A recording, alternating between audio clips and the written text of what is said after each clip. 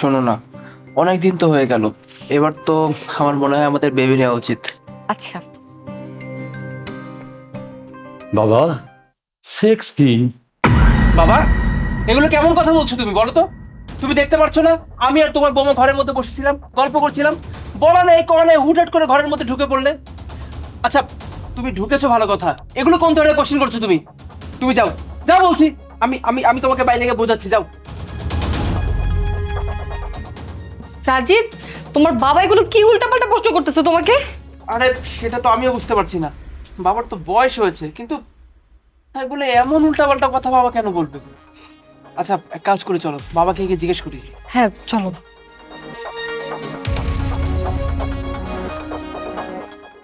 বাবা, বাবা কোথায় তুমি?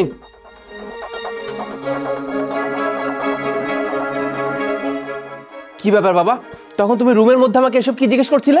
বাবা, আমি তো একটা জিনিসই জানতে চাইছিলাম। এইসব কথা তোমাকে কে শিখিয়েছে বলো? বুঝলাম আপনি অশিক্ষিত, আপনি মূর্খ, আপনি কিছু বুঝেন না। আপনি এই ধরনের কথা কিভাবে বলেন? আপনি যদি আজকে এই কথা আমার বাবা মার সামনে বলতেন তখন কি হতো? হ্যাঁ বাবা, তোমার বৌমা তো একদম ঠিক কথাই বলেছে। তোমার বোঝা উচিত, মাত্র 2 মাস হলো আমরা বিয়ে করেছি। তোমার বৌমা তোমাকে নিয়ে কি ভাবলো বলো তো? এগুলো কোন ধরনের কথা উচ্চারণ করছো তুমি? বৌমার সামনে কোনো শ্বশুর এই ধরনের কথা উচ্চারণ করতে পারে? শোনো বাবা, আজকের পরে বাড়ির বাইরে বের হওয়া তোমার জন্য বন্ধ। তুমি আজকের পর থেকে সারাটা দিন তোমার রুমের মধ্যেই থাকবে, বাইরে বের হবে না। একদমই না। তোমার বাবা এই বাড়িতে আর এক মুহূর্ত থাকতে পারবে না। তুমি বলেছিলে তোমার বাবা সবকিছু বুঝে, কিন্তু না, তোমার বাবা তো একটা অশিক্ষিত, একটা মূর্খ। আর একটা অশিক্ষিত মূর্খ এই বাড়িতে থাকতে পারবে না। ওনার আশ্রয় হচ্ছে বৃদ্ধাশ্রমে, ওনাকে বৃদ্ধাশ্রমে নিয়ে রেখে আসো। হ্যাঁ বাবা, তোমার বৌমা একদম ঠিক কথাই বলেছে।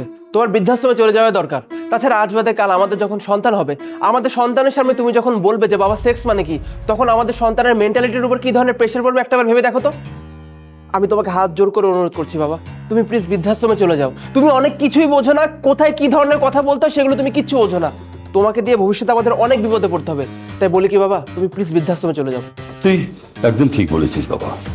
আমার বাচ্চারা যেভাবে চাইবে আমি সেভাবে চলার চেষ্টা করব। আমি তো অশিক্ষিত মানুষ, তাই আমার মুখ দিয়ে উল্টো পাল্টো কোনো কথা বের হতেই পারে, তাতে তোদের খারাপ লাগতে পারে। কিন্তু বাবা, আমি ভাবছি আমার চলে যাওয়া উচিত। চলে যাওয়ার আগে একটা জিনিস, একটা ফর্ম দেখাতে চাই।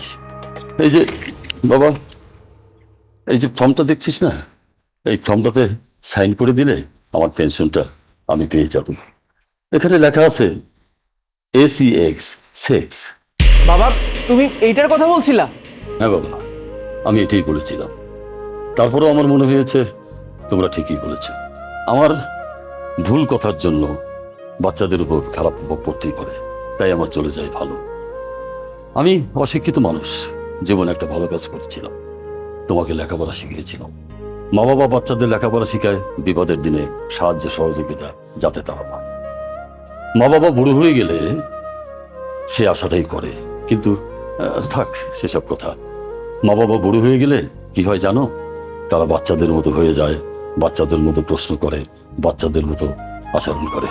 ঠিক আছে বাবা, আমার যদি ভুল হয়ে থাকে, যে প্রশ্নটা করেছিলাম তার জন্য তোমরা আমাকে ক্ষমা করে দিও। আমি বৃদ্ধাশ্রমে চলে যাচ্ছি, তোমরা ভালো থেকো। বাবা, বাবা দাঁড়াও বাবা।